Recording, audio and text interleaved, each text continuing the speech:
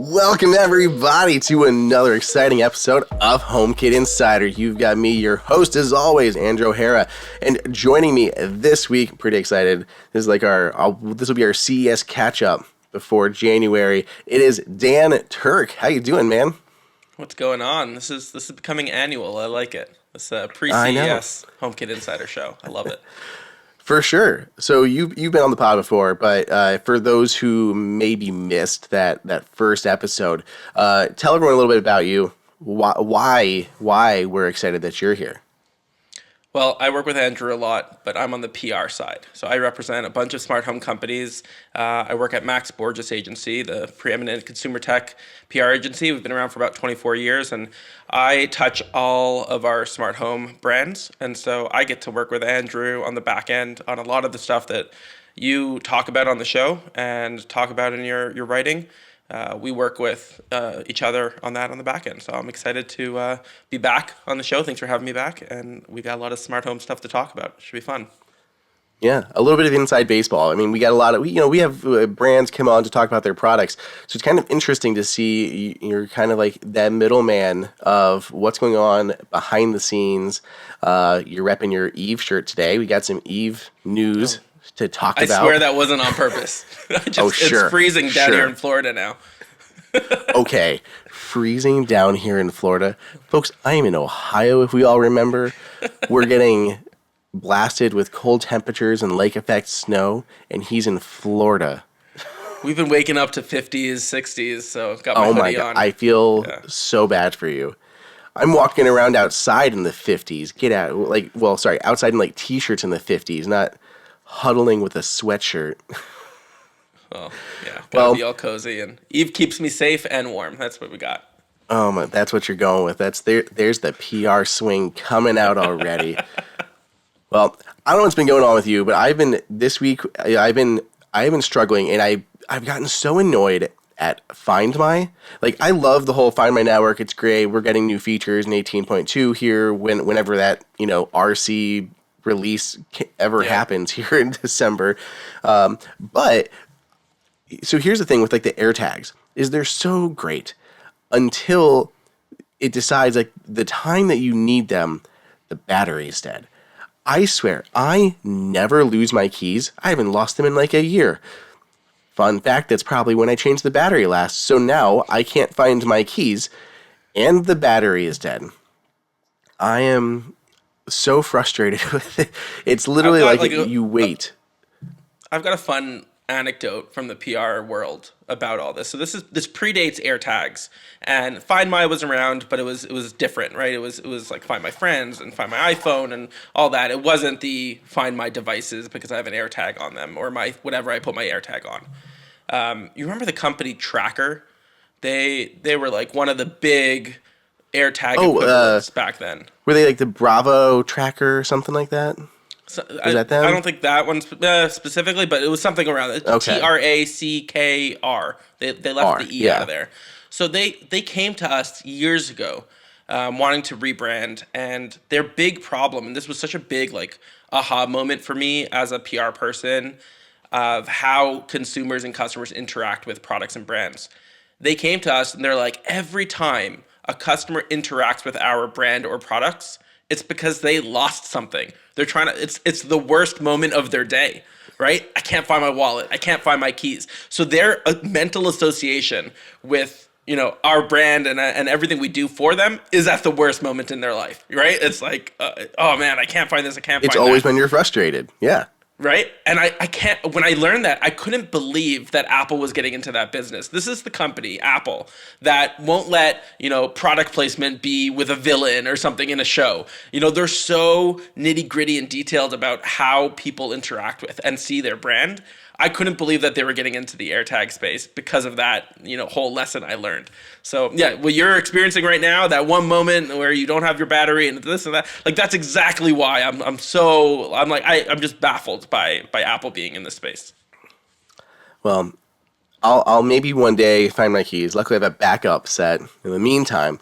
But let's get into some news. So first up, top of the show, Apple TV Plus. You can now subscribe to Apple TV Plus directly through Amazon, which is pretty handy. So it's being integrated into Amazon Prime Video, and you can subscribe directly through there. This makes sense. I mean, you've got Amazon branded TVs, you got streaming devices and everything, and I think it was on those already somewhat before. But now it's directly through Prime, which is pretty handy if you live in the Prime app quite a bit. And it's always nice to see the ability to subscribe to it through these other apps. I really like Apple TV Plus. I don't think it's going anywhere at all, but it's really cool to see it just expanding and expanding to more devices and services out there. Yeah, it's like this universal language. I don't know. It's making nice between Amazon and Apple. That's like a really cool thing to see. So yeah, I'm happy to see that as well. And like you said, if you live in the Prime world and you want to just subscribe through one method, and I'll start giving your credit card information out to everyone, this is a really cool deal. Well, we're going to start on that the slight high for Amazon loving people, and bring it back down quickly because Quo just this week or past week came out with a new report saying that Apple's smart home display has been delayed. It's been delayed yet again. Originally, Quo was saying this was going to come out in like 2023. Then it came to 2024 and then 2025. And now it's the back half of 2025. So Quo saying Q3 of 2025 now, sometime after Dub. Most likely reason is due to software development of their new platform. It's got a new Home OS running on this thing. And also in there, Quo throws in, he's expecting about 500,000 units in 2025 is what they're looking to ship, easily reaching the million mark by 2026. Two things about this. First, terrible timing, because I just did an entire video on Apple's 2025 roadmap, and instantly, literally, it's like I hit the publish button, and then Quo came out and said, hey, guess what? M5 iPads in fall 2025, and Apple Smart Home Display is pushed. So two big things in my video instantly wrong. So my track record on that is not going to be great, but I guess those are the punches that we roll with in this business. Well, it's not your track record, right? I mean, you're a victim to Apple's delays, and what's new with them? I mean, it's another software delay. I feel like this is just the new status quo at Apple. So yeah. Yeah, 100%. I mean, this is I get it. It's a whole new platform, but the fact that it's been delayed multiple times already, and here we are hunting it again. And I was so stoked for an early 2025 release because it was going to start them off really well in the year. And in my mind, we were going to get like maybe a simple version of it, kind of like we did with Vision Pro. We'd get like the launch version of it, and then we're going to have a beta within 3 months. Right? If this came out in March and then we had a beta of Home OS 2 coming out in June for a fall release, I thought that would be exciting. You'd even get like new previews of features just after this thing is able to launch, where they're able to expand on it more. Like, I think it was going to evolve really quickly, and that was going to be great. And now we're in this weird spot because Apple's going to be able to have this device not launched until after Dub, but it's not going to be able to introduce the software at Dub. So I don't know how that's going to work. If Apple will just rebrand Home OS before that and include HomePod and Apple TV and just not mention the other device, or are they going to just completely remain silent, then launch Home OS after Dub with this new thing? I don't know. It seems now the timeline. I think you're onto something there. Yeah, I think you're onto something there that. I don't think this is going to be some specific UI just for this display. I think there's already a ton of Apple displays in your home, right? You've got your iPhone, your iPad, your Apple TVs. You even have your Apple Watch for little widgets and things like that. So I think this will be another device that carries this operating system, but you're still going to be able to use a lot of the functionality on your other devices that you already have. So I imagine Dub is the place they reveal this, and then maybe they've got some additional hardware that maybe they push the hardware out and announce it at Dub like they did with Vision Pro. That's true. Or they wait for later on. Either way, I also don't think this is necessarily, when he says software, I don't think this is Home OS that he's talking about. I think Home OS is kind of baked. We've been hearing about it for a while. It shares a lot of similar language and existing features that Apple has released in other devices. So I'm thinking, what they've got with standby mode, or maybe it's a dynamic island type play that they have these modules baked out already. I think what the software holdup is the secret sauce that's going to differentiate Apple and smart home. That no one else has managed to really tie into with extreme precision yet, and that's Apple Intelligence. I think the AI play is what the delay is here, and since Apple Intelligence has been, getting further and further delayed or slowly making its way into what everyone imagines it can be, they're hedging their bets here and saying, give us a little bit more time to get that fully baked out in the smart home world as well, and it'll make the purchasing decision for a lot of customers for those 500,000 units a lot easier to make when they know that Apple Intelligence is involved. Right, and I wonder if it has anything to do with the Matter front as well. And I didn't have this in our notes here, man, but we also saw that Apple delayed robotic vacuum cleaners until 2025. I mean, those were supposed to be included a while ago, at least by the end of 2024, and now that is sometime in 2025. Yeah, and notice how they didn't say early 2025, late 2025. It's just 2025. And I think it's for the same reason. They're going to try to stack all these smart home innovations and announcements at the same time. There's no reason for them to go, one and then wait 6 months later to do another. They're going to try to really hit consumers hard with all the smart home announcements at once. And it's so cool that they're finally making a big deal in smart home. I mean, it's been a while as a hobby project for them, but this is the prophecy from the Walter Isaacson biography, right? That they're finally getting into the home. I think, we've heard about the TV rumors for the last little bit as well, make an actual TV set. Who knows if that ever comes to fruition? But the idea that they're making a home display something that's key for them, this next big thing that they're working on, I think it's so cool to see that come to fruition. Yeah, I mean, we saw, so now RoboVacs were delayed. We've seen RoboVacs delayed in Matter from every single brand. I mean, we haven't seen EcoVacs, Roborock, really even SwitchBot. Like, most of these all have, they literally have their certification, and yet they're not launching their products. Whether there is something that they're all also struggling with, or whether they're just waiting for Apple, which I still find weird because they're one of the smaller kind of components in the larger space. I mean, you've got Amazon and SmartThings, both, and Google Home. I think all three of them already include support for RoboVacs. Apple's the only one that doesn't. So it's weird to me they'd wait for Apple before pulling that pin on their Matter support, unless Apple has convinced them to hold on and they can all launch these products with Apple's fancy new display and make a big show of it. I mean, Apple has the 1.3 certification already done. We've seen that. So there's a lot of pieces here. We're just waiting for Apple to kind of, finalize it and put it out there. Yeah. Is it a coincidence that all of them have the certification and aren't out there yet? Probably not. I think the wink and the nudge from Apple is probably happening, to your point.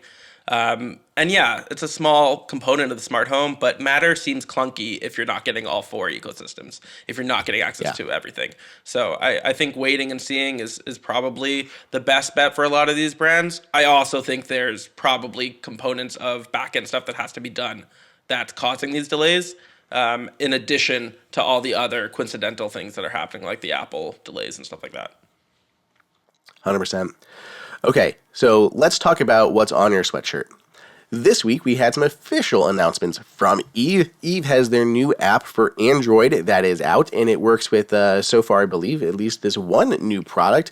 There's an updated version of the Eve Thermo, so that's like the radiator valve, and they have a new out-of-the-box version that has Matter, so there's no firmware updates needed, nothing, you don't need to repair or anything like that. Out of the box, works with Matter, works with the new Eve app. Pretty nice. Matter over a thread, of course. But we also, what did you think about, since you maybe know some Eve stuff, what do you think about those Eve rumors from last week with those new shades that were kind of rolling around on Twitter? Okay, so let's start with the Android app, and then I'll get to the rumors. Super excited about the Android app. It's been a long time coming, as you know. We've announced it, I think, over a year ago now. And so it coming out finally is really great. There's also this slow and steady approach here, right? We're seeing it come out with just the one product support. There will be fast follows for other products as well, so we'll see that too. But we're really excited. We've worked closely with a lot of our partners, including Google and their home APIs, to make this actually come to market. So we're excited to see this new segment get access to the Eve that everyone knows and loves, the private, secure, no cloud Eve. The rumors. I think there might have been some rumor mix-up here. So we've had for a while the honeycomb shade options from Cooley's, our partner, right? They're still not available as the Eve blinds collection, but I think maybe what's coming out here is there was an event earlier this year in Germany where Cooley's, our motion blinds partner, released this cool thing called the Smart Frame. Did you see that when that came out? No, I missed the Smart Frame. So it's a frame, like a window frame that magnetically attaches to your window. And in that frame is also the honeycomb blinds that go up and down. Oh, that's very cool. So that was announced, not released to the public. So I imagine what the rumor mill was showing last week was that going through like all the regulatory procedures and everything like that, like all that back end stuff. So that's going to come out. I don't have a date at all, but it's going to come soon, probably sometime in 2025. It's a really cool, non-invasive way to put smart home blinds in your home without having to go and hire a technician or an installer. Yeah. Without having to go drill holes or anything like that. It's really, really, point and shoot easy. That's so cool. So basically just literally, so is it glass then on the front and back, and you'll just get a box in the mail and you'll just like slide it into your window frame and boom, you got honeycomb shades? So no glass. It relies on your existing window glass. It's just the frame with the blinds that are, you can put them in the middle. There's a track on either side. So it pushes up and down the honeycomb blinds based off of, whatever you need. It actually has a solar panel on the backside as well. So it's sitting on your window collecting solar power the whole time. It also has USB-C for charging, but this gives it that extra juice. So hopefully you don't actually have to charge it very often. And it's Matter over Thread. It uses all the great, ETH motion blinds technology, the same motors and everything that we've been accustomed to for the last couple of years since we released these. But it's a really cool, non-invasive way to kind of upgrade your setup. And yeah, I think we're going to see more of those types of things because people don't want to start messing with their blinds and hiring installers and all that type of stuff for all these invasive smart home products. Nice. I love it. Okay, we have so much more news to get to. But before we do, let's take our first break. Thank our sponsor for the show. Our first ad here is for Shopify, which is like perfect timing. So of course we just got through like the holiday of Black Friday, Cyber Monday, and I did at least a little bit of shopping, nothing crazy. I restocked a few things, and it was so funny because I'm saying like, oh my gosh, every single website I am buying through is a Shopify website. I ordered like the Bite fluoride toothpaste. I really like those for travel because they're like tiny little things. You just chew them up in your mouth. Go to the website, boom, Shopify, easy checkout, kick it over to the shop app to track, and then it pushed me over into even Apple Wallet. It even shows my order status in there, and those were like delivered. It's so handy to do. Then when I was looking in their shop app to track the order, I found another website that I was interested in, and I started looking at them, and then I bought stuff through them just on accident. And then I needed sheets for our bed because ours have a hole in them because we have a cat, and I was trying to find some new sheets, and I was looking for a website that had split top king sheets. So if anyone knows, those are the ones that like literally are split on the top but not the bottom. So you can't do the split king, it's just the split top king. So you're limited. And I was trying to find some, and I'm like, oh, this website looks good. These sheets look very nice and they're on sale for Black Friday. Let's go ahead and try these out. I'm like, but I don't know. Is this website sketchy? I've never heard of them. I don't know how I feel about giving them my credit card information. And I got to the checkout process. I'm like, it's Shopify. I'm completely good here. Used Apple Pay. I had no worries at all tracking those show up today. Like everything has been great. I love it. Like that's just the consumer experience from Shopify. Doesn't even count all the benefits on like the logistics side, managing inventory between retail and online locations, in-store pickup management, all of your shipping and which countries you ship to, your payment processes of having to worry, are they going to accept Apple Pay, Google Pay, Pay Later, Shop Pay, whatever. All that stuff is handled. You can offer things like, package protection through different plugins for ship. There's so much to do that's great. Like, I just love it from the consumer side. It's just as good on the management business side. If you haven't already, you can go ahead and check it out. So upgrade your business and get the same checkout process that Rothy's, Brooklyn, and Allbirds, Byte, the 15 other places that I bought from over the weekend. Go ahead and try those with Shopify. Integrate Shopify and upgrade your sales today. You can sign up for a $1 per month trial period at shopify.com/HomeKit, all lowercase. Go to shopify.com/HomeKit to upgrade your selling today. Shopify.com/HomeKit. So, Andrew, if I'm Shopify's PR, I am continuing these sponsorship reads with you. That was so organic, so beautiful. You're incredible. That was awesome. I will say they did not write that. They wrote the part where I said shopify.com/HomeKit, but the rest was... I was genuinely excited, man. It's like, how often do orders actually show up in Apple Wallet? They never do. And the fact that I just have got like one from Untuckit as well, using Shopify too. It was great. It's such a seamless experience. I hope my wife doesn't listen to this episode because I got her some Christmas stuff from Everyday California. They're right here now in the shop app. I got Harrison some new cards for his Yoda player shop app. Nice. Byte toothpaste, my whatever that company was that did the linens. Those are through here. Farty I was looking at. Like, there's so many, and it makes it really easy. And I like that they're in Apple Wallet and no one else does those things. So I'm glad I learned that you like those Byte toothpaste, because we actually just signed a company recently that makes they're called Knobs. They're non-fluoride versions, I believe. See, I'm not going to knock them, but that's my only thing is I want the fluoride version. Like, Byte has both the fluoride and non-fluoride versions, and I want the fluoride versions. And Knobs, I was going to try them because they were like marketing like crazy, and I'm like, oh, they don't offer a fluoride version, and I'm like, I want the fluoride. I know a couple of friends who are like dentist techs, and they're like, that's the number one thing you can do to like help your teeth is to use like the fluoride stuff. Like, I'm not a dentist. I don't know, but I trust them. And that's the one thing I always hear even from my dentist is use a toothpaste with fluoride in it. I know some people don't want to use it. That's fine. Up to them, but that's what I'm looking for. Yeah, there's a lot of split. It's almost like, it's like the vaccine debate right now. There's a lot of split decisions and opinions on this. So cool 100%. That they offer both of them though. But Knobs, it's out there. Go and get it if you don't want the fluoride version, guys. Nice. Okay, so getting back into the smart home news and out of the toothpaste news, Walmart has bought Vizio, which I think is crazy. So first off, Vizio does have some good integrations with like the Apple Home and AirPlay and things like that. But we know, everyone knows why this is. And Walmart's not even hiding it. They're literally saying this enables them to market new and different ways for advertisers to meaningfully connect with customers at scale. It was a $2.3 billion acquisition. It included their SmartCast TV OS, not TV OS, but television operating system. Has 19 million user accounts that Walmart can immediately start marketing to. This all comes after Vizio just settled with the FTC for like $2.5 million after they found they were selling their customer data without permission. So, this is a thing that happens.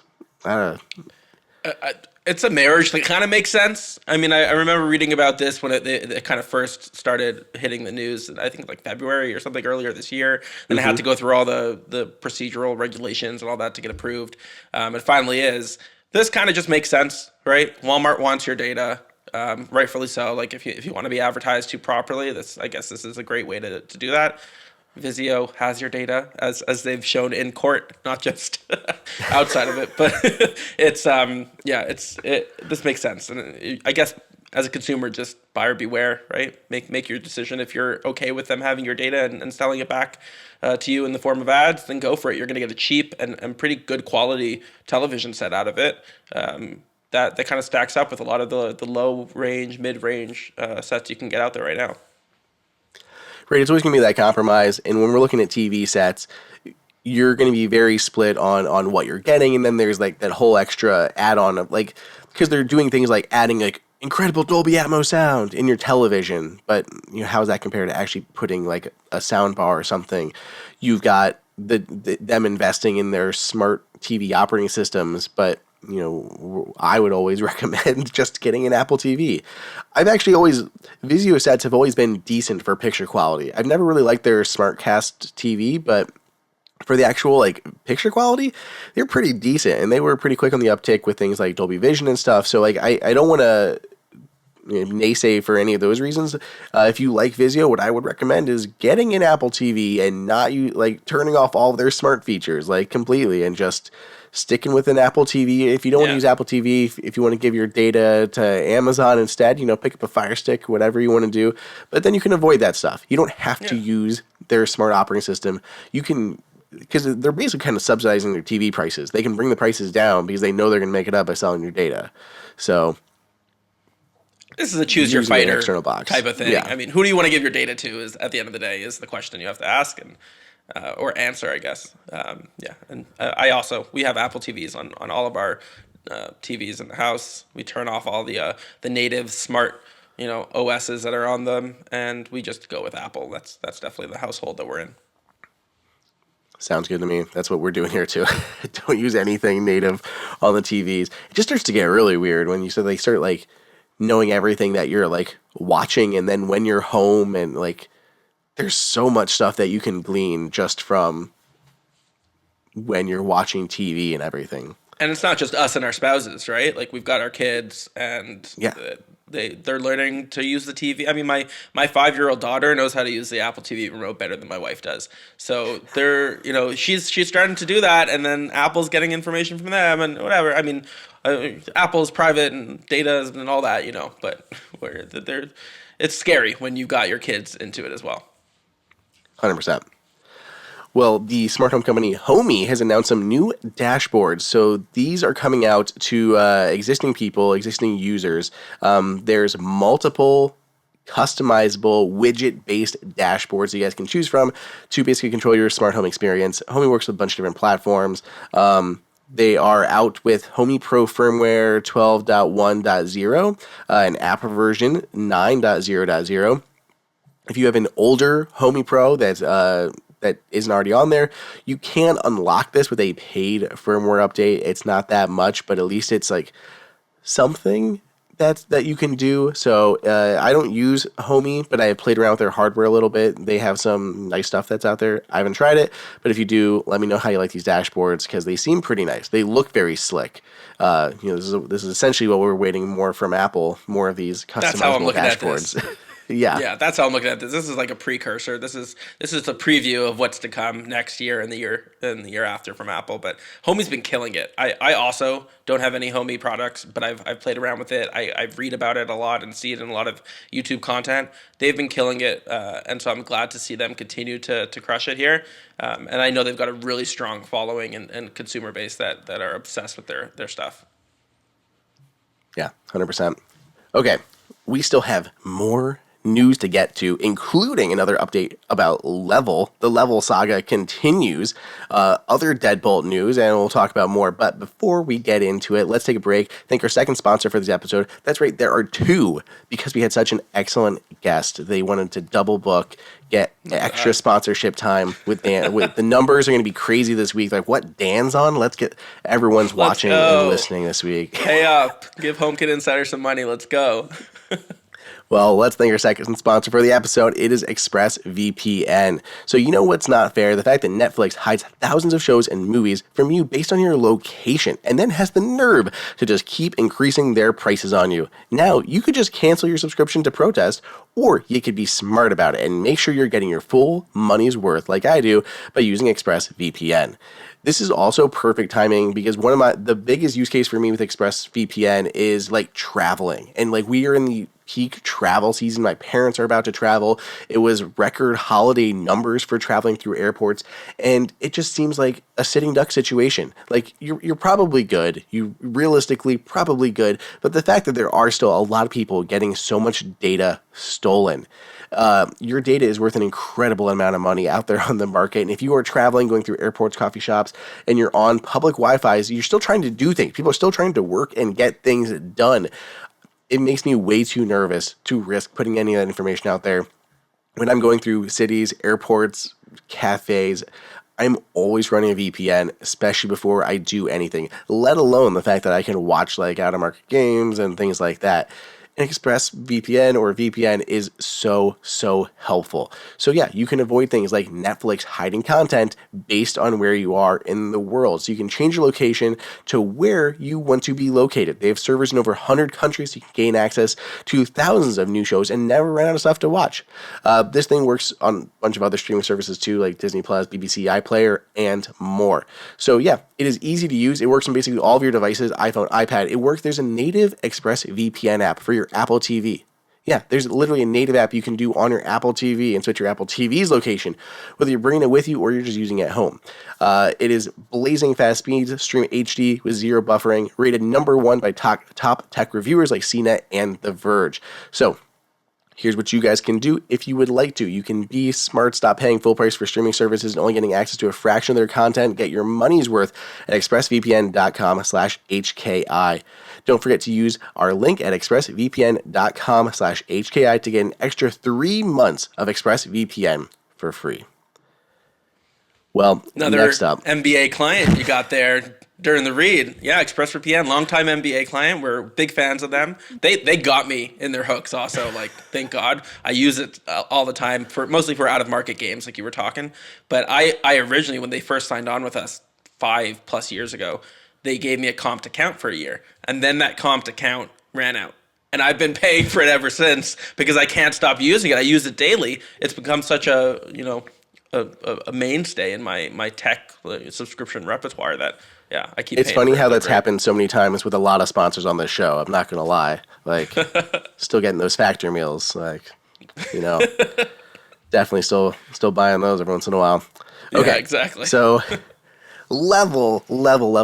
We have talked a lot about their issues with their Matter update. The biggest issue has been essentially on Apple's side, which is enabling HomeKey support after the upgrade to Matter. The biggest how to fix that right now, while Apple kind of figures something out, is just to keep resetting your lock and re-adding it, and eventually it should offer you up HomeKey again. A little bit annoying. Well, if you don't have the Level Lock Plus, you can be happy because the Level Bolt is now out with Matter 2. So if you have an existing Bolt, you can upgrade it to support Matter. And if you are buying, you can now buy a version with Matter pre-installed. And what makes me happier about this one is that there's no HomeKey to worry about, because the Bolt is the one that's just on the inside of your door. It's like their OG one that was incredibly popular, because it's like the invisible smart lock, like literally just goes inside the door. Now, HomeKey has to work by being very close because you're using NFC. So this does not offer NFC, does not offer HomeKey. So the Matter update here should be very smooth and easy. And people are still saying, like, why would I upgrade it to Matter? Like, why? The biggest benefit, Thread. Your smart lock will now operate over Thread. So if you have your Thread devices nearby, something like an Eve Energy, that's not a plug for Eve, but something like an Eve Energy that is nearby that's able to act as that border router, your HomePods, your Apple TVs, any of the Nanoleaf products, there's a ton of stuff that'll act as those Thread nodes to expand that Thread network. Thread's going to be lower power than Bluetooth. It's going to be more responsive than Bluetooth. So if you are someone who does have a growing Thread network, Thread is going to be the way to go here. So I would upgrade 100% to Matter for the Thread support. I will say, since upgrading to mine, I still don't have HomeKey because I haven't reset it 5 times, but it has been really, really fast. It's been much faster now with that Thread upgrade. Thread, right? You're getting 100%. Responsiveness, and yeah, that's definitely the reason to upgrade. I love that it's the inconspicuous smart lock as well. Their OG that's so popular. That's definitely the one I have and would like to keep using. So that's definitely the way to go. And hey, just back to the beginning of this episode, Andrew, you lost your keys. Don't worry about it. You got your Level lock. It's fine. Good to go. I'm good. If you do have a Level Bolt and you want to do the upgrade, you have to apply. You're requesting this, basically. All they want to confirm is that you have a compatible Home Hub and that you have the correct model. So you can go to level.co/matter-update. Yeah. level.co/matter-update. Just put in your basic info. You'll get it within a day or so, I have to It's assume. great that they're doing this. This is something Eve did a while ago as well when they first came out with, I think it was the 3 initial OTA firmware updates for Matter for Eve Energy, Eve Motion, and Eve Door and Window Sensor, I believe. They had this like almost like check-in with customers because the Matter firmware update is irreversible. And once you do it, you can't go back. They want to make sure that you're in the right place and you have the right system set up. So it's smart. I also love Level's website. They really have it all boiled down to the dotted I's and crossed T's with all the information you need. It actually kind of looks and resembles, not an Eve plug here, it kind of looks and resembles like Eve's website that they put up their splash page when they did all this as well. But it's great to see other companies that have matter-proofed or future-proofed their products listen, it's definitely a consumer expense that they pass on. Level is not cheap by any means, but you're getting a great quality product, and they put the internals in there necessary so that you could upgrade when Matter became available for them. So that's really great to see. I did harp on them a little bit because they didn't like they've had those Thread radios in there since launch and they've never enabled them. Like they could Right, have done HomeKit over Thread and they never right. did. And it was always like a package deal. And some people don't realize that Matter and Thread are separate. Like you can 100% have Thread without Matter and you can have Matter without Thread. You can do Matter over Wi-Fi and you can do Thread direct with HomeKit. And they wanted to put them as a package deal, and I was like, you could be giving all these HomeKit users this benefit right now, and you were waiting, and ultimately it kind of makes sense because they do want to make sure there's enough Thread users out there. They do want to make sure enough people have the Thread devices, and it's not too confusing. So I get it, whatever. I'm just happy that we're here at this point, and we have Thread enabled lever locks now. Level Yeah, locks it's now. good to finally see that. But yeah, like the Thread radios are in there. I wonder. I think consumers are probably not super aware of this. You probably are, just being a pro user and in this space. But there are a lot of products out there that include multiple radio sets that aren't actually tapped into. Both from Apple, by the way, which I know is heavily reported on, but from other companies as well. Companies I work with include 5, 6, 7 radio types in their hardware so that they can tap into them down the line when necessary. Yeah, very cool. Well, here's another one. This is for renters though, which is also kind of under categorized. So this is from SmartRent. They have their new Alloy Deadbolt Plus. So this is being pitched directly to like large apartment complexes and dwellings like that. But they have their new Alloy Deadbolt Plus that includes support for HomeKey, which is kind of rare in this space. So ideal for rental communities, easy access for families, friends, and property managers. Reduces rekeying, which is one of the selling points, right? Because those property managers have to be able to get in. They have to show units. They have to get in for maintenance, anything like that. For people who are living there, they can't change their locks because they need to keep support for that. We actually see a lot of people using things like the level lock because they're able to put it right into their deadbolt, keep their existing deadbolt and keys, not change anything. People were doing similar things with August because it worked the same way. Keep your keys, just replace that inner part, you're good to go. But now you have one that's going to be integrated from the community itself with HomeKey, which I love. And I also heard that they're going to be able to put this on places like community rooms, like a gym, anything like that, which I love because you can just, when I was living in like a community, I always have like the key and the thing, and they would have like a little tap thing to get into those spaces. So I would never use anything else because I'd like have a key to get into my apartment and then have to bring my little fob to get into those community spaces. Now I could just use my phone or my watch. Like how much cooler and easier is that? If you're going to go Yeah. to the gym, I don't have to bring anything else. I can just bring my phone and I can tap to get in or my watch to get in. I love this. This is very cool. Yeah, get ready for more of these types of announcements. I think the smart home industry is going this way. Consumers are great, individual, buyers. That's awesome. But this renter category, this residential, multi-family living category is going to be big money for smart home, and you're going to see a lot more of this popping up over the next little bit. Not just in locks, in smart home energy management, storage, creation. all sorts of other things like smart blinds to help maintain climate control in these units as well. You're going to see all sorts of this type of stuff, and they're going to be package deals as well. So you're going to get the lock and the blinds and the smart outlets and everything, the smart thermostats, all packaged together by one company creating all the hardware, or one company kind of putting all the hardware together and allowing property managers to manage this whole system. It makes sense. This is, I feel like, where it should have been years ago, and it's taken some time, but I think this is going to be wonderful for people living in those communities. Okay, you want to talk about some downsides, or you want to stay positive? Give me the downsides. I think, you got the number codes and the keys and all that, but when you put in a smart lock like this that doesn't have an actual physical key as well, there are people, they say on their website, everyone's got their phones with them or their watches with them. That's not necessarily true. Kids don't necessarily have phones with them all the time. So I'm waiting for that next tech in smart locks specifically.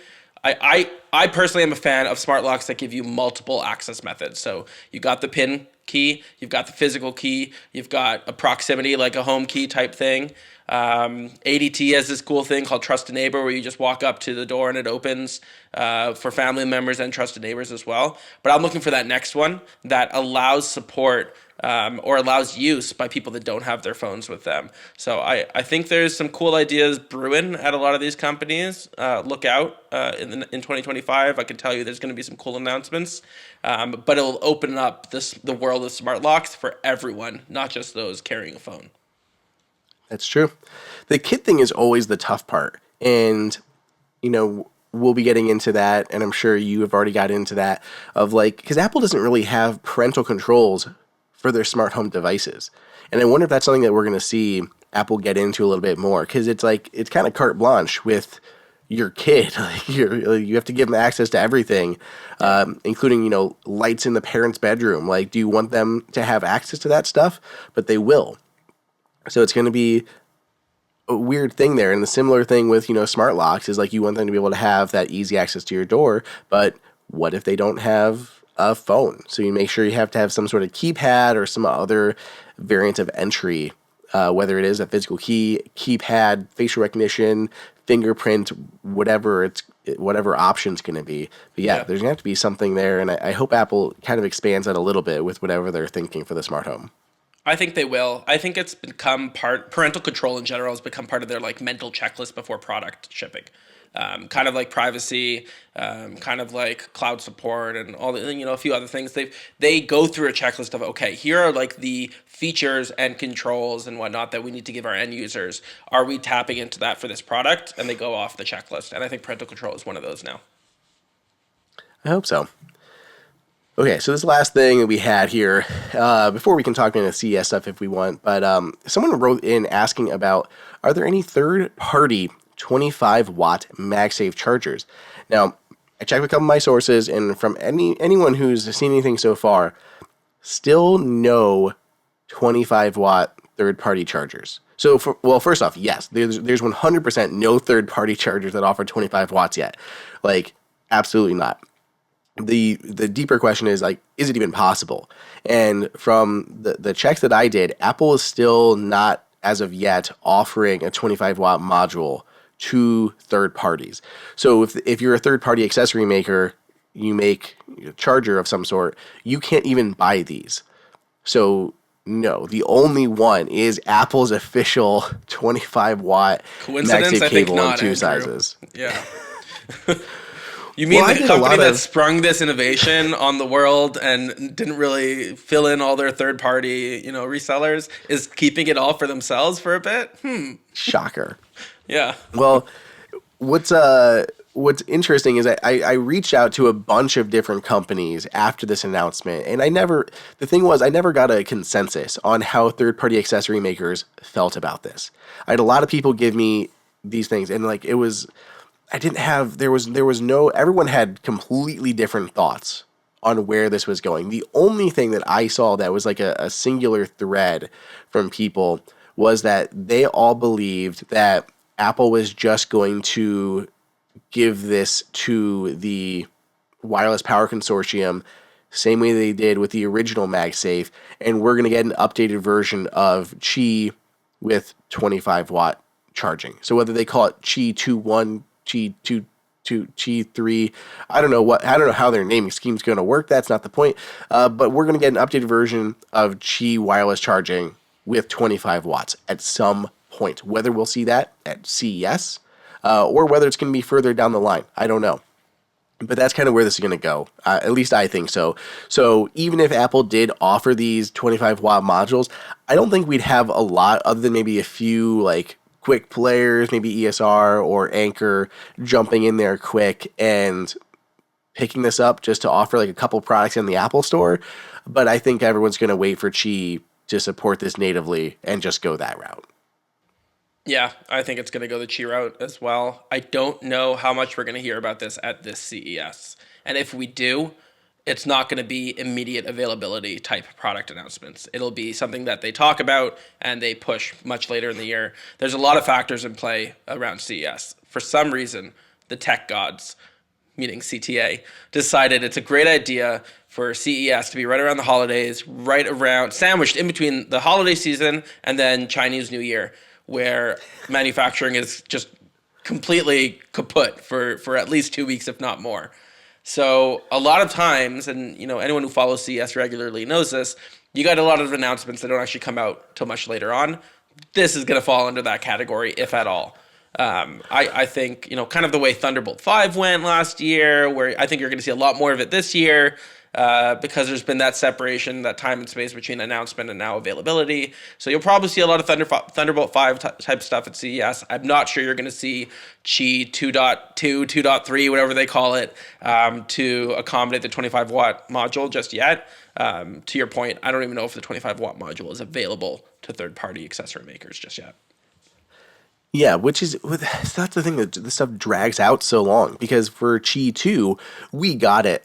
I'm mixing up my years here anymore because especially, again, where CES is placed right at the beginning of the year. We had the announcement of Qi 2 1 year, and then we didn't get accessories until the entire following year. So it took an entire year before those first products came to market. So if Qi announces support for faster 25-watt charging, they could announce that at CES 2025, and then we don't get products until 2026. That could be the possibility here. Mostly because Apple quite a lead. Yeah, these companies are making their CES products or 2025 products way before these announcements actually happen, and so their roadmaps are a lot deeper and longer term than consumers might expect just based off of news cycle and stuff like that. That's actually one of the reasons I'm quite surprised. Going back to the beginning of the episode where we talked about Apple Home OS and all that. I don't think there's software issues that are delaying this, right? It's something that's a little bit more recent, which is Apple Intelligence. It's not something that's been, they've been working on it for a while, but it's really coming to fruition technology-wise because of the last, the innovation that's happened in the last couple of years, just over the last few months. And so the Home OS thing, it's been around for a while. It's been on the roadmap for a while. And that's why I think we're thinking Apple Intelligence here. But yeah, the roadmaps of these companies, especially the hardware roadmaps, which are a lot longer than software roadmaps, when they see an announcement like a Qi 2.2, 2.3 that supports 25 watt, maybe it's Qi 3 or Qi 25. Leave it to brands or to consortiums to go and skip a bunch of numbers just to give us a naming scheme. It's going to be Qi 25. You heard it here first, and that's going to take a while to come out for sure.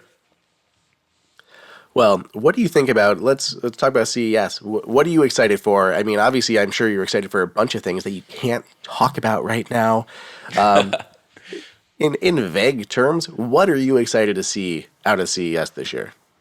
I think it's going to be another AI year. It's continuing to be the buzzword and everything that everyone's working on, especially in smart home. I know it might seem disappointing sometimes. I think it's going to get better. And the proof is that Apple is finally recognizing that this is the secret sauce. This is what we need to kind of make smart home awesome, which it's been, but smart home's not a new category right now. And Apple's finally getting into it outside of their, hobby mode that they do. That speaks volumes of what's happening. The other thing I'm really interested in is smart home security. I think it's still yet untapped. There's cameras, there's sensors, and this, but no one's really put it all together in a super compelling way just yet.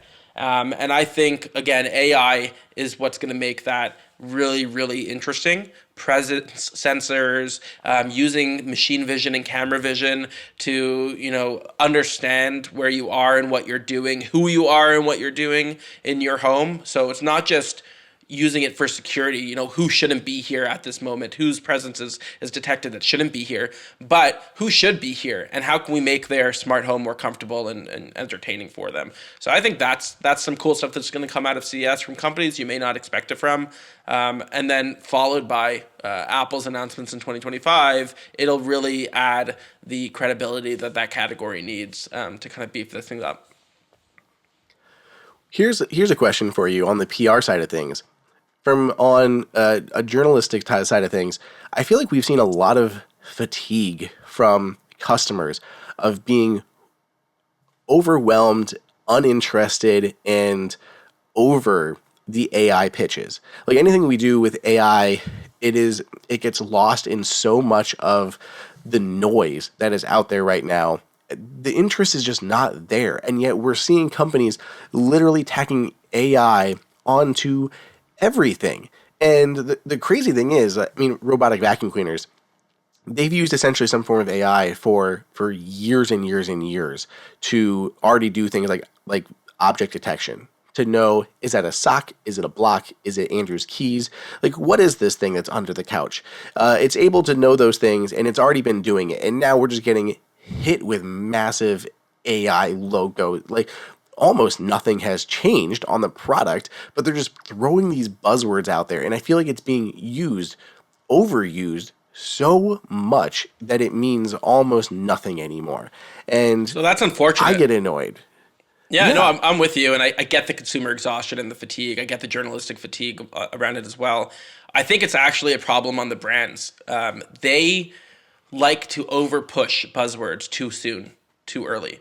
Let's stick with the robot vacuum example. They call it AI. Most RVC companies, most robotic vacuum cleaner companies, we're not using AI like we're talking about AI now, which is, I'm talking about like ChatGPT AI, something that is communicating back with you in real language, is able to think on its own. The AI that these RVC companies were using for years and years for detection or for obstacle avoidance or for mapping, it was more comparing what's in their system. So they've got a database of 1,000 socks, a database of like pet poop, where they show the robot has either in the cloud or on device a comparative model. Is this a sock? Let me check my database. If it's not in my database, it's going to run over that sock because it's not recognizing it. And that's why you see a lot of those failures a lot of the times, which don't happen very often, but 90% of the time it's working because it has that sock image in its database. And that's just an example. But that's not the AI that we're going to be seeing at CES. When we're talking about generative AI, something that's able to communicate with you or with the environment in a way that hasn't been done before, that's where I think we're going and what's going to be talked about a little bit more this year. And to your point, I do think consumers are going to be exhausted because they don't necessarily see the difference between that. But when this is finally going to be something interesting for consumers is when they don't have to worry about it. It just works on its own. It is detecting their presence. It is making those decisions based off of just its onboard intelligence and the decision making it can make right there and then. It does not have to compare it to a cloud. It doesn't have to go back to any database. It's just doing it right there and then. That's when I think consumers are going to be like, okay, we don't have to hear about this because it's just working. It's just a part of the product. Yeah, but I think there's obviously value here, right? Because everyone's going into it, and I think they blew it by talking about it too early. Like they literally just started slapping that logo on everything. And I'll tell you what, the day I can tell my brands and clients not to talk about their big innovation that they've been working on for years is, I guess, the day you'll have me back on this after. It's just like you said, like they've been because AI is such a nebulous term, and there can be essentially AI models versus generative AI versus all of this stuff, and it's getting used in all these different applications, and like toothbrushes with AI. That's essentially, again, just comparing models of how you're doing and giving you advice. Like, it's not that much, but people are like, oh, AI powered toothbrush. Like, there's like three people that are like, that's exciting, and the rest of it's like, why do I need AI there? I agree with you that that's why I think Apple sidestepped the exact words AI and have focused so much on Apple Intelligence as a feature versus AI, because people are tired of just the AI pitch. And I think branding it as a feature is at least a little bit different and tries to segment out versus all the noise that's happening from every brand using it to market very similar stuff they've already had. Yes, and Apple also fell into the same trap though, because they released this thing too soon. They're talking about it too 100%. soon, and it's not fully baked, and consumers are getting tired of that as well. So it's a catch-22, and I think, yeah, we're gonna see more of it, whether consumers like it or not, and hopefully this is the time when it starts to make a little bit more sense for them, because I'm excited about what I'm seeing on my end, and I think it should be pretty cool in the next couple of years. I don't know if it's 2025 CES 2025, but it'll start or continue now, I should say. But over the next couple of years, we're gonna see something so radically different from the AI space.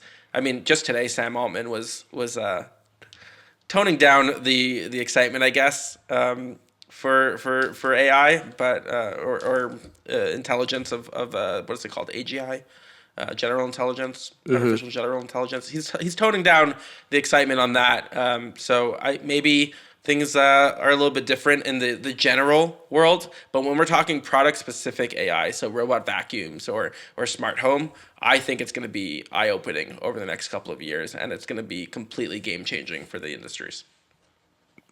I agree. I think that's what Apple is leaning into a lot. I think that's probably why they feel like there's actually this opportunity in smart home now, when they can start to lean on AI to do predictive stuff and to make your home kind of react to you and feel more homey and smart, instead of just you creating an automation with 13 different outs for random scenarios and all this other stuff. Yep. Here's to 2025. I'm excited. We can go on forever on this topic. It's a problem. I can keep talking. Will go on with, because we're gonna have CES is like what, first week, second week of January. Yeah, it's gonna be crazy. There's gonna be so much stuff because, yeah, like you said, we're gonna see a bunch of Thunderbolt 5 because it was made official last year. We saw concept devices. Now it's actually on the Mac, so we're gonna see a bunch of Thunderbolt 5 devices across the board. Who knows what we're gonna see on the charger front? Chargers feel a bit stale right now, right? Because we've had everyone launch their Qi 2 stuff. I don't think we're going to see too much more in that space. Couple small tweaks on that, but I think everyone's got pretty big portfolios already built out. It's going to be really interesting on the smart home space. I think what you said is really true on the camera side of things, using AI to start to be able to detect different things and be more accurate. I mean, we've even heard about how Apple's will be able to differentiate people even if their faces aren't clear. So they're going to know it, or if you're talking, so they're going to be able to know exactly who people are without that, all privately, securely, and locally and all that stuff. So that's going to be really interesting to see how third parties are going to start to proactively do that. Yeah, we've seen like the familiar faces stuff from Google and other companies doing face detection and all that. It's not, foolproof. I've talked to a reporter all the time that tells me that her UPS driver always gets picked up as her, and it's just like at some point you got to ask the question: do I look like my UPS driver? But I don't think she does, based off of what I'm seeing. So it's not foolproof. I think the presence component of it is a really good safeguard, because then you've got the machine vision, is this the person based off of what they look like, or if I don't even see their face, is this where they're supposed to be, when they're supposed to be, right? Time-based, event-based, and the biometrics of the device that they're holding or have on their wrist or whatever. So that stuff it's coming. That's all part of that AI play, and it's going to be super cool to see not just the big ecosystem players like Apple work it, but the third-party accessory makers as well, how they tap into that. It'll be awesome. Awesome. Well, if anyone's interested in keeping up with the CES news, make sure you stay tuned to Apple Insider, as well as here. We'll cover all the smart home stuff here on Apple, or HomeKit Insider is where we're talking right now. Dan, anywhere you want to point people as we wrap up this episode? Yeah, I'll do a quick plug. I'll turn my portrait off for a second. I wrote 2 books this year. It's been a busy year since we last spoke. 2 children's books. The one over here is My Dad Does PR, all about non-traditional jobs. You know, kids grow up, they want to be firefighters and police and all those things that like they hear about all the time. No one says they want to be a PR person. So for my kids, I wrote My Dad Does PR. I hope other PR people or anyone that has non-traditional jobs can go and check that out. It's available on Amazon, not Shopify. It's available in other places as well. But yeah, go check that out. And then I wrote one for super moms as well. Mostly stay-at-home moms, but any moms. Something that really touches to, my wife is a stay-at-home mom. She's a great mother. And I want people to know and kids to know that that's a really great job as well. And there's a lot of hats that stay-at-home moms do wear. So they're gardeners, they're organizers, they're accountants, they're cooks, they're spiritual guides for your kids. And so I wrote these 2 books for my kids, and I think a lot of other parents out there would enjoy them as well. Go check them out. My Dad Does PR, My Mom Does Work. You can buy them on Amazon now. I love the title of the second one. I just think that's fun. That's very fun. Yeah. And awesome. My kids, Well, I used a great company to help do the illustrations. It's called Bear With Us. They're out of the UK. And they got the likeness of my kids and even me in my black t-shirt uniform, which I'm not wearing today because it's cold. But they got it down to a T. They even did like that's my wife there. And they did her like Lululemon like side bag thing that she wears. They nailed it. So really great company. Bear With Us. Lean a little bit more to your side, depending on how these get cropped on the video version of this for people. No, so your center stage follows you over there. Oh, there we go. Okay, I'm going to just pick it up right here. This is My Dad Does PR. My Mom Does Work. Those are my 2 older kids. I'm working on a 3rd one now for our baby called My Siblings Do Homework. And so maybe the next time we speak, that'll be out. And we could talk about that one. Nice. Awesome. Well, thank you, everyone. Check those out. Dan, thank you for joining for the episode. Everybody else, you know what to do. Give us a 5, 10, 100-star rating on your podcast player of choice. Check out the video version of this over at youtube.com/HomeKit Insider. You can see the covers of Dan's books. Otherwise, stay tuned. So much more stuff coming throughout the year and heading into 2025. It's going to be a big year. It's going to be amazing. I love it. Thank you guys for listening and watching. Catch you next time.